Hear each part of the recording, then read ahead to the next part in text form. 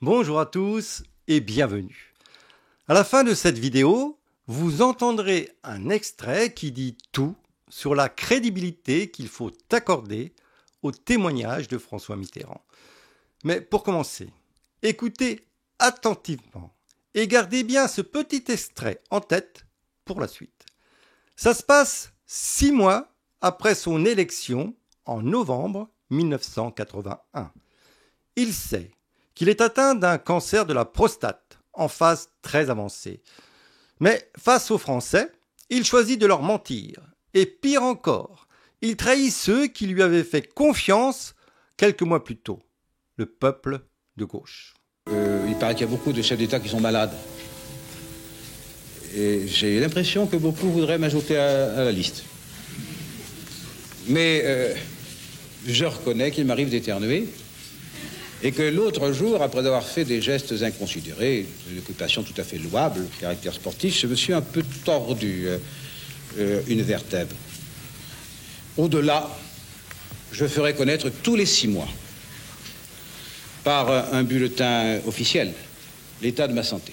Évidemment, son médecin savait. Résultat, il a falsifié 22 bulletins de santé. Les journalistes savaient, les ministres savaient, tout son entourage savait. Et tous ont couvert le mensonge. Alors, imaginez pour l'affaire qui nous intéresse aujourd'hui. Il n'y a aucun doute, il y a eu mensonge et falsification. Mitterrand, c'est l'homme des symboles. Il choisit la rose en 1971 lors du congrès d'Épinay. Mais derrière cette belle idée, le point qui représente la lutte sociale, la résistance, et la rose qui incarne l'idéal humaniste, la justice sociale, la beauté et l'espoir, il a oublié un petit détail, la tige. Une tige pleine d'épines. Et les épines, ça pique. Quand la belle fleur s'est fanée, il ne reste plus que la main tenant la tige et les épines. Lors de cette interview, en moins d'une minute, il a réussi l'exploit de mentir à chaque phrase. Une prouesse. Il faudra attendre 11 ans et septembre 1992 pour que la supercherie soit enfin dévoilée. Il faudra encore attendre une quarantaine d'années pour qu'en 1994, une autre bombe finisse de ternir à jamais l'image de ce président. Cette bombe, c'est un journaliste qui la lance, Pierre Péan. Et c'est à partir de ces révélations et en recoupant mes lectures et mes recherches que je vous livre ce que vous allez voir. À Paris, en novembre 1934, un jeune homme de 18 ans participe à sa première manifestation politique. Il défile aux côtés des ligues d'extrême droite, les Croix de Feu, les Jeunesses patriotiques et même les royalistes du Front National, pour défendre le gouvernement Doumergue qui vient de tomber. Elle accuse les francs-maçons, les communistes, les ennemis de l'intérieur. Son nom, François Mitterrand. Il deviendra 47 ans plus tard le 4e président de la 5e République, sous l'étiquette du Parti socialiste. Le problème, c'est qu'en mai 1981, les Français qui votent pour lui à l'élection présidentielle ne savent pas qu'ils votent pour un collabo. Et quand le livre de Pierre Péan sort en 1994, le cocufiage est brutal. Alors forcément, à l'Élysée, c'est panique à bord. Il faut étouffer l'affaire. Et là, d'autres collabos se mettent à l'œuvre. Tous les serfs de la cour mitterrandienne activent leur réseau pour réécrire l'histoire. En 1934, le jeune Mitterrand est attiré par l'Action française, un mouvement incarné par le monarchiste Charles Maurras. Mais il est aussi, par ses racines familiales, profondément catholique. Or, Maurras est agnostique. Il instrumentalise la foi au service de son idéologie politique. Et ça, l'Église l'a très bien compris. Alors, dès 1926, le pape Pie XI condamne officiellement l'Action française. Soutenir Maurras, c'est défier l'Église. Pour un jeune croyant, le choc est sévère. L'Église ne rigole pas. Choisir Maurras, c'est s'exposer à l'interdiction de communier, de se marier à l'Église et même de recevoir des funérailles religieuses. Trop risqué. Il est toujours croyant. Ce n'est que bien des années plus tard qu'il tranchera définitivement la question de la foi. Puisque tout le monde sait qu'à sa mort, il était agnostique. Alors il choisit le colonel François de la Roque, le chef des Croix de Feu, un mouvement nationaliste. Le 1er février 1935, il est à nouveau dans la rue. Cette fois, pour protester contre l'inscription d'étudiants étrangers en faculté de médecine. Une manifestation clairement xénophobe. Il marche aux côtés des jeunes patriotiques, des camelots du roi et des volontaires nationaux. La manif dégénère et des coups partent. Mitterrand est dans le coup. Une photographie immortalise la scène. Elle paraît dans la presse de l'époque, notamment dans la Candide. L'article affiche cette phrase: « Les étudiants français contre l'envahissement des étrangers ». Un an plus tard, en mars 1936, ils manifestent à nouveau, cette fois contre le professeur Gaston Gèze, qui prend position contre l'invasion de l'Éthiopie par Mussolini. Gèze est un juriste français, accusé de trahison pour avoir conseillé Haïlé Sélassié, l'empereur d'Abyssinie, l'actuelle Éthiopie. Pour les étudiants nationalistes, ça ne passe pas. Aider un souverain africain contre une puissance européenne, c'est de la trahison.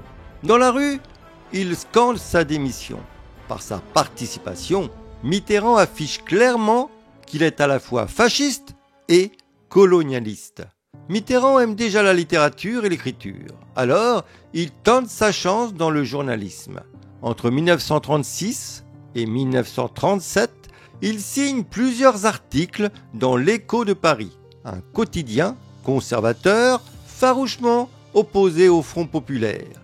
Il y tient la rubrique « La vie des étudiants » et commente aussi l'actualité politique et sociale. Ses textes ne laissent aucun doute. Il est à droite, très à droite, et à l'époque, il l'assume totalement. En 1938, il a 22 ans et 2 diplômes en poche. L'un en droit, l'autre en lettres. Comme beaucoup de jeunes de son âge, il aime sortir, faire la fête, s'occuper de jeunes filles.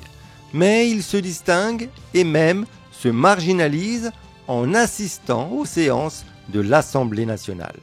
1938, c'est aussi l'année du service militaire. Et pour lui, comme tant d'autres, il est amoureux.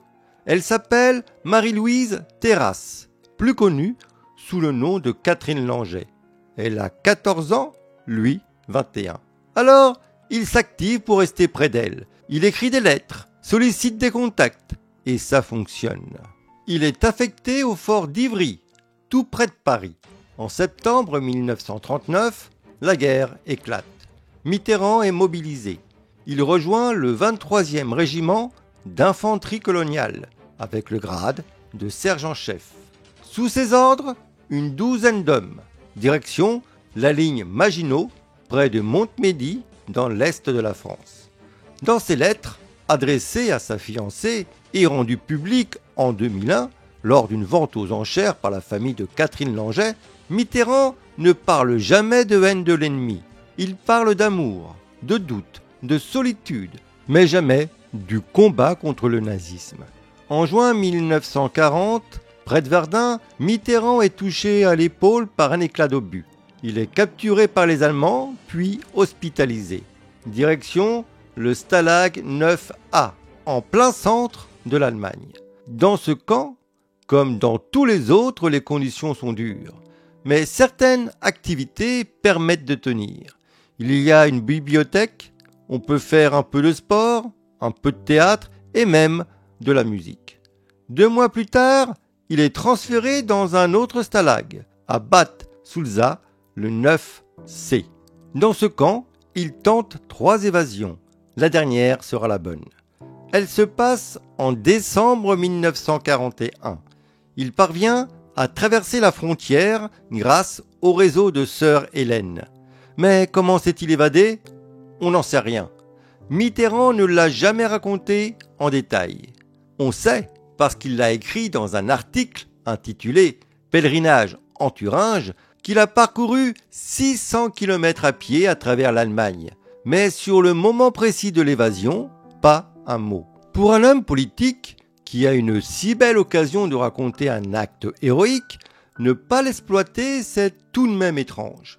Parce qu'il n'y a rien de mieux qu'une belle évasion, avec du risque, de l'ingéniosité, du courage, pour asseoir une légende politique.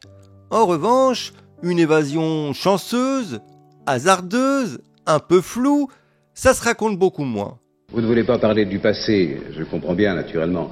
Quand on lit ses lettres à Anne Pinjon, quand on écoute ceux qui l'ont côtoyé, notamment ses hommes sur le front, un trait revient sans cesse, la haute opinion qu'il avait de lui-même, une forme de supériorité. Pour un homme comme lui, ne rien dire, ne rien écrire, c'est suspect. Comme dira quelques années plus tard, une de ses plus grandes admiratrices socialistes, Martine Aubry, quand il y a du flou, c'est qu'il y a un loup. Après cette brillante évasion, il va passer du chaud au froid, car à ce moment-là, il n'a qu'une seule obsession, retrouver son grand amour, Marie-Louise, avec qui il est fiancé depuis mai 1940. Mais malheureusement pour lui, quand il la retrouve au début de l'année 1942, elle a déjà tourné la page. Elle roucoule dans les bras d'un comte polonais, Antoine Gordowski. Mais laissons le côté peoples de côté et concentrons-nous sur ce qui nous intéresse vraiment, son rôle dans la résistance.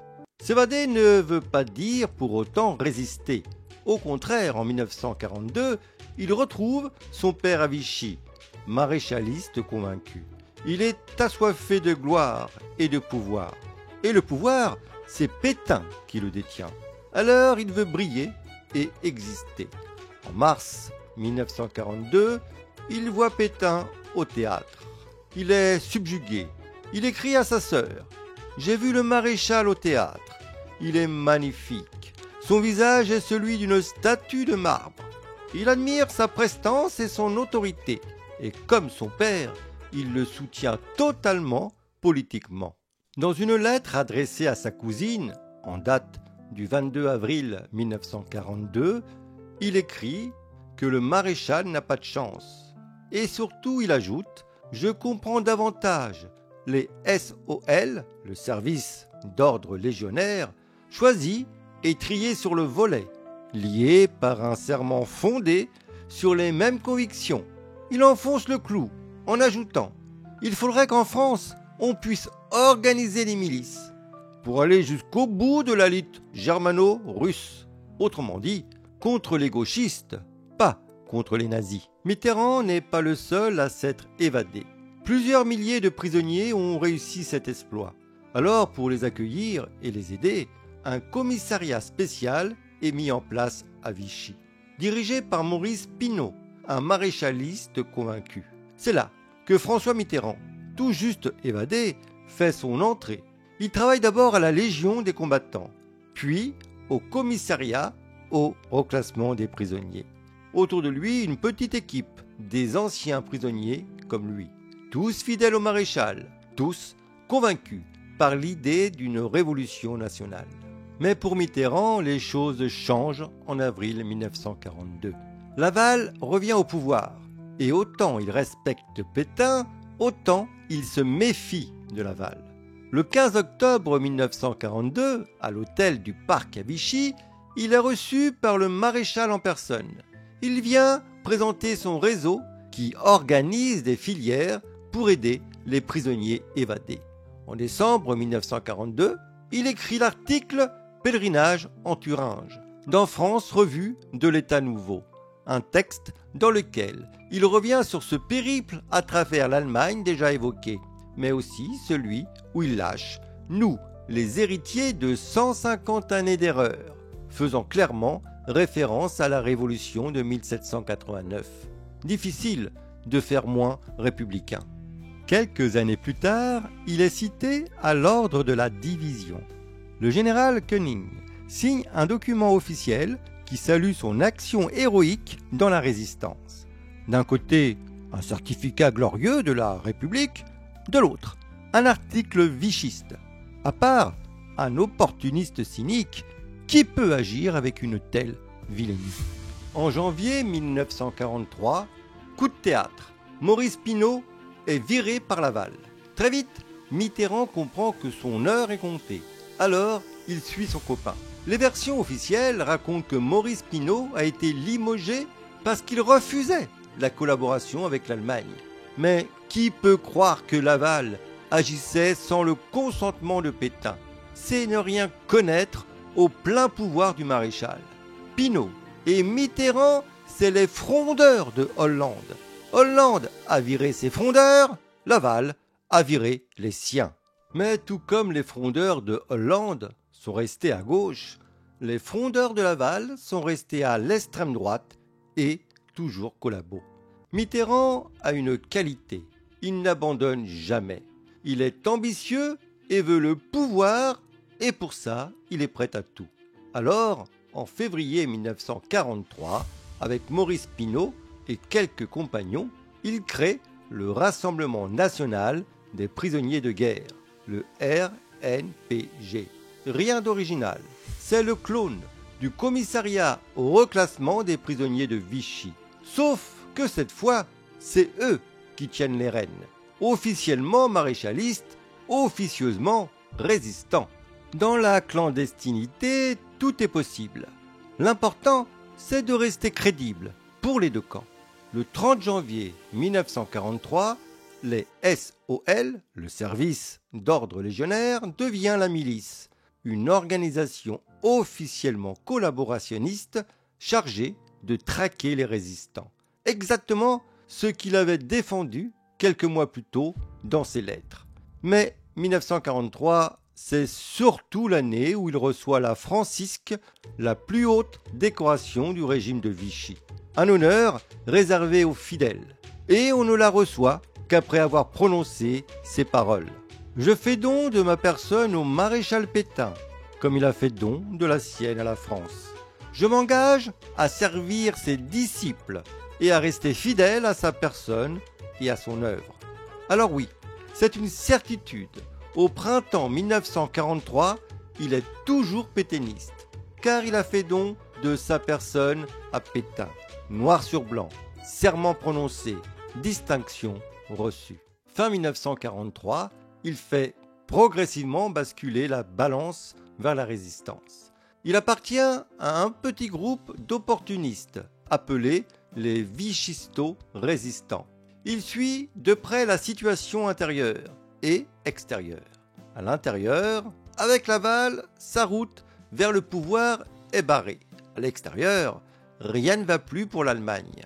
À l'est, après Stalingrad, c'est la débandade.